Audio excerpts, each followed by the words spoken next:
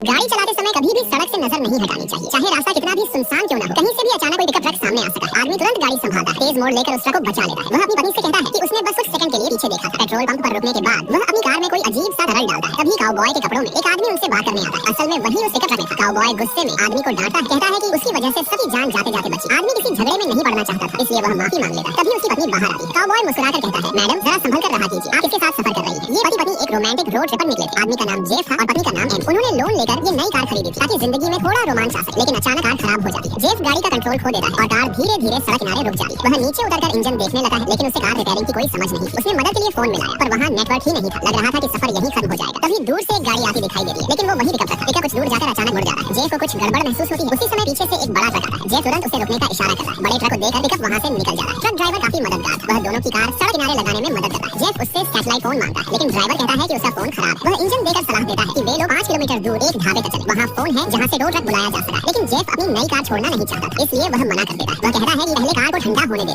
भीषण गर्मी में ट्रक ड्राइवर वहाँ से चला जाता है। जेफ कार के पास रुकना चाहता था, जबकि एमी धूप से परेशान हो चुकी थी, इसलिए दोनों अलग होने का फैसला करते हैं। एमी ट्रक में बैठकर ढाबे की तरफ मदद लेने चली जाती है और जेफ वहीं कार के पास रुक जाता है। कुछ मिनट बाद जेफ इंजन दोबारा चेक करता है। तभी उसे एक गीली वायर दिखाई देती है। वह उसे जोड़ देता है और कार तुरंत स्टार्ट हो जाती है। असल में कार में कोई खराबी थी ही नहीं। जेफ तुरंत उस ढाबे पर पहुंचता है जहां एमी को जाना था, लेकिन वहां पहुंचकर उसके होश उड़ जाते हैं। वह पत्नी का हुलिया बताता है, लेकिन वेटर कहता है कि उसने ऐसी किसी औरत को नहीं देखा। ढाबे में बैठे लोग भी यही कहते हैं। एक आदमी मजाक उड़ाते हुए कहता है, लगता है तुम्हारी बीवी तुम्हें छोड़कर भाग गई काउबॉय। जेफ बाहर जाकर खुद को शांत करता है, फिर वापस आकर वेटर से कहता है कि वह 20 मील दूर वाले शहर में पत्नी को ढूंढने जा रहा है। अगर एमी यहाँ आए तो उसे यहीं रोक लेना। वेटर मान जाता है। इसके बाद जेफ अपनी पत्नी की तलाश में निकल पड़ता है। रास्ते में अचानक उसे वही ट्रक दिखाई देता है जिसमें एमी बैठ कर गई। जेफ ट्रक को रुकने का इशारा करता है और उसके पीछे लग जाता है, लेकिन ड्राइवर ऐसे व्यवहार करता है जैसे वह जेफ को जानता ही नहीं। आखिरकार जेफ ट्रक को रोक लेता है। वह गुस्से में पूछता है कि उसकी पत्नी कहाँ है, लेकिन ड्राइवर साफ कहता है कि उसने उस आदमी को पहले कभी नहीं देखा। जेफ को यकीन नहीं होता। वह चिल्लाकर कहता है, मेरी पत्नी को तुम ही ले गए थे। वह तुरंत ट्रक पर चढ़कर एमी को ढूंढने लगा। तभी वहाँ एक पुलिस की गाड़ी पहुंच जाती है। एक तरफ जेफ कह रहा था कि उसकी पत्नी को यही आदमी ले गया और दूसरी तरफ ट्रक ड्राइवर कह रहा था कि वह जेफ को जानता तक नहीं। पुलिस वाले के कहने पर ड्राइवर ट्रक की तलाशी देने को तैयार हो जाता है। पुलिस ट्रक के अंदर चेक करती है, लेकिन वहाँ सिर्फ ड्राइवर का सामान मिलता है। पीछे का हिस्सा भी लगभग खाली था। पुलिस जेफ से कहती है कि शायद उसने गलत आदमी को पकड़ लिया। ट्रक को जाने दिया जाता है। जेफ आखिरी बार ड्राइविंग केबिन में चढ़कर देखता है, लेकिन वहाँ भी एमी नहीं हुई। फिर भी उसे पूरा यकीन था कि उसकी पत्नी को वही आदमी लेकर गया है। मेरी पत्नी इसी ट्रक में थी। पुलिस वाला उसे समझाते हुए कहता है, क्या तुमने कभी सोचा है कि शायद तुम्हारी पत्नी खुद ही तुम्हें छोड़कर चली गई हो? लेकिन अब कुछ नहीं हो सकता था। ट्रक जा चुका था। पुलिस वाला जेफ से कहता है कि वह कई मील दूर वाले छोटे शहर में जाए और वहाँ उसकी पत्नी की गुमशुदगी की रिपोर्ट दर्ज करवाए, ताकि पुलिस उसकी तलाश में मदद कर सके। इतना कहकर पुलिस वाला भी वहाँ से चला जाता है। जेफ थाने पहुँचता है और पुलिस वाले उसकी शिकायत ध्यान से लेते हैं, लेकिन दीवार पर लगी गुमशुदा लोगों की तस्वीरें देखकर जेफ सन्न रह जाता है। उसे बताया जाता है कि 24 घंटे पूरे होने से पहले FBI इस मामले को स्वीकार नहीं करेगी। अब जेफ के पास इंतजार करने के अलावा कोई रास्ता नहीं था। वह फिर कई मील ड्राइव करके दोबारा उसी ढाबे पर पहुंचता है। वह वहाँ का बिल रजिस्टर देखना चाहता था, क्योंकि उसमें ग्राहकों के नाम दर्ज होते थे, लेकिन वेटर उसे रिकॉर्ड दिखाने से मना कर देता है। उसे लगा है कि जेफ भरोसे लायक नहीं है। दोनों के बीच बहस शुरू हो जाती है। गुस्से में जेफ बिल छीन लेता है तो वेटर तुरंत बंदूक निकाल लेता है। आखिरकार जेफ को वहाँ से भगा दिया जाता है। वह भागकर एक पब्लिक फोन से पुलिस को कॉल करने लगा। उसे